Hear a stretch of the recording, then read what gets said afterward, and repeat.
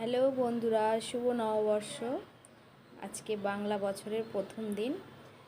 তো সবাই ভালো থেকো, সবাইকে ভালো রেখো, আর সবার দিনটা যেন খুব সুন্দর কাটে, আর সবার মনের আশা যে যা চেয়েতো যা যেন পূরণ হয়। তো সকাল সকাল সমস্ত কাজ সেরে ঠাকুরকে পুজো দিয়ে রান্নাঘরে চলে এসেছি।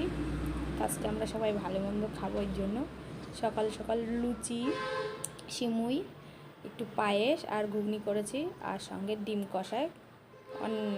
ভাত খাবে কেউ কেউ, তো সেই জন্য ডিম কষা করেছি সকালের খাবারের জন্য। তারপর দেখো চলে এসেছি চিকেন রান্না করব, সেই জন্য তো চিকেন নিয়ে এসছে। পয়লা বৈশাখের দিন চিকেন খাবো না, এটা কখন হয়? আর এই যে দেখো খুঁজে বেড়াচ্ছে কি করবে, কি দুষ্টুমি করবে, খুঁজে পাচ্ছে না। তো অলরেডি আমি দেখো সমস্ত সবজি কেটে, সবজি বলতে আলু, পেঁয়াজ, রসুন এগুলো সব কেটে, আমি কাটিনি, আমাকে একটু গুছিয়েও দিল। সকাল থেকে অনেক রান্নাবান্না করছি তো আমাকে একটু গুছিয়েও দিয়েছে আমার বর।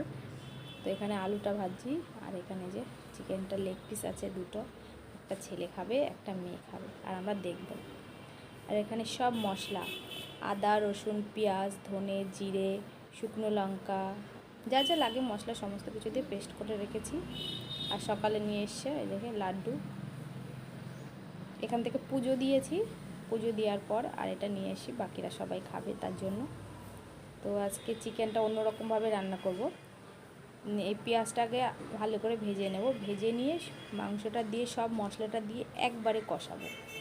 একদিন ভেজে রান্না করি, আজকে কষিয়ে রান্না করব। এভাবেও খেয়েছি, এভাবেও ভালো লাগে। তো বললাম আজকে সময়, এভাবে কষাতে গেলে অনেকটা সময় লাগে।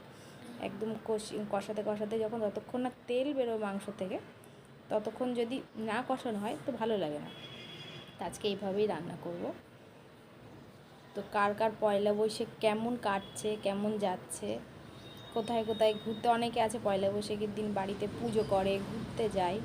তা আমাদের এখানে কোথাও মেলা হয় না, কোথাও ঘুরতে যাওয়ার জায়গা নেই, তো আমরা ঘরেই ভালো মন্দ খাচ্ছি। তো দেখো সব মশলা টশলা দিয়ে দিয়েছি, এবার এটাকে ভালো করে নাড়তে হবে। স্পেশাল জিনিস দিয়েছে আমার বর, দুখানা রসুন। রসুন খেতে এত ভালোবাসে, গোটা রসুন মাংসের মধ্যে দিয়ে। তো দুটো রসুন রেডি করে দিল, আমিও খাবো, অল্প একটু নেব। দেখো এরকম অনেকক্ষণ থেকে কষানো হচ্ছে, কিন্তু নেড়ে নেড়ে অনেকক্ষণ থেকে কষাচ্ছি। এখানে ছিল 1 কেজি মাংস, আমরা খাবো 4 জনা। আমার মেয়ে তো খুব ভালোবাসে, এনে দেওয়ার সাথে সাথে তাড়াতাড়ি রান্না করে দাও, তাড়াতাড়ি রান্না করো। ও আর ধীর হয়ে থাকতে পারে না, ওর চিকেন মানে প্রত্যেক দিন চিকেন 3 বেলা করে দিলে ভীষণ প্রিয়। আর এই দেখো সন্ধে হয়ে গেছে, এখন সন্ধেবেলা, তো পড়াতে বসেছে। তো বলছে আমি মোমো খাবো, মোমো খাবো। তো বাবা পড়তে দিয়ে নিজ দোকান থেকে মোমো নিয়ে আসছে। দেখো 2 ভাই বোন কি খুশি, এত খুশি সে আর বলার মতন না। মোমো চেয়েছে, মোমো পেয়ে গেছে, এত খুশি। তো আমি একটু চিকেন রেখেছিলাম ফ্রিজে, যে সন্ধ্যের সময় পকোড়া বানাবো বলে। তো ওরা মোমো খাচ্ছে, তা ভাবলাম থাক না, পকোড়া বানাবো না। তো বাবা বলছে ওরা মোমো খাচ্ছে, আমাদের জন্য বানাও। তো আবার চিকেন পকোড়াও বানিয়েছি। এবার দেখো, দেখো লঙ্কা দিয়ে সস, ও কি ভালো টেস্টি। মানে মাংসর জিনিস ঝাল হলেও ও খেতে রাজি। তোমার অন্য তরকারিতে তুমি ঝাল দেবে, ও জল খেতে খেতে পাগল হয়ে যাবে, মাংস দিলে ও ঝাল খেতে রাজি। তো আমাদের জন্য পকোড়া বানিয়েছে, দেখো আমি নিজে হাতে বানিয়েছি আর সার্ভ করেছি। কেমন হয়েছে ডিজাইনটা বলো? ভালো লাগে, আর খেতেও দুর্দান্ত হয়েছিল, খুব সুন্দর টেস্ট। ওগুলো খেতে খেতে ওরা এবার এইগুলোতে বসে পড়লো।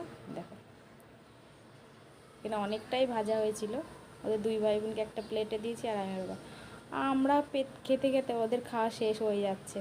ওরা শুধু বলছে পকোড়া, বাবা বলছে হেব্বি সুন্দর হয়েছে, হেব্বি সুন্দর, পুরো বাজারে দোকানের মতন হয়েছে। এর মধ্যে দিয়েছিলাম টক দই, তোমার আদা, পেঁয়াজ, রসুন, গরম মশলা, শুকনো লঙ্কা, এগুলো দিয়ে ভালো করে মেখে অনেকক্ষণ রেখেছিলাম। তারপরে ডিম দিয়ে আর